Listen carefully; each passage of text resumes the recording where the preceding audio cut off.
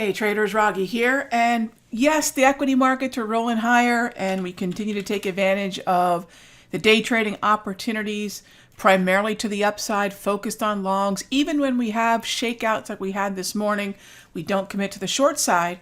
But these are narratives that, yes, at some point we will get a more sizable correction, and at that point we'll think about these longer term overnight swings to take advantage of the overall uptrend, which I do not think is going anywhere yet. All right, but we have some interesting moves in soybean and corn. So that's what I'm going to talk about in this video. Markets that are giving us opportunity to take advantage of corrections within the context of the uptrend.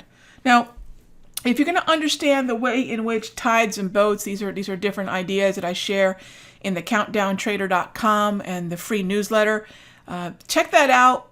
Talked about how I trade options a bit, the advantage of trends, boats and tide. And this is a little bit of the idea where grains are pulling back today, a little bit of a tide, the bigger picture tide going out, and these large boats, yes, corn and soybeans are going down with it. Why the timing? Well, yesterday was a USDA report, and whenever we have those reports, of course, grains are so dependent on weather. If you're taking a look at soybeans, Argentina, Brazil, the weather, demand from China, there's a lot of different things that the market factors in.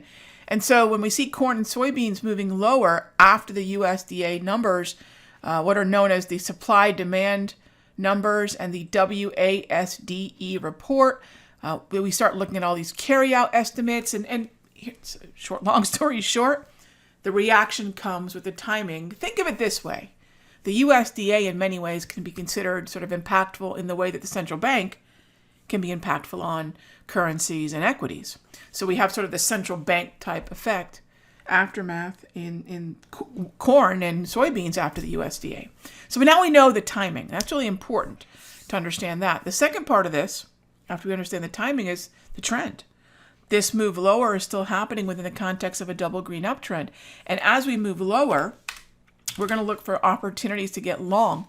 Now, whether you're a futures trader or whether you're perhaps an equities trader, the cool thing is we have CORN ETF, and we also have the SOYB ETF. And both of these will allow you to take advantage of these moves in the ETF that's going to be sympathetic to what we're seeing on the futures contract in ZS and ZC. So big pullback. So what kind of pattern am I looking at? Well, this is what I'm looking at. Something that looks somewhat like this, maybe quite specifically something like that all over again. So keep that in mind. Keep in mind where we are in terms of the wave in this area.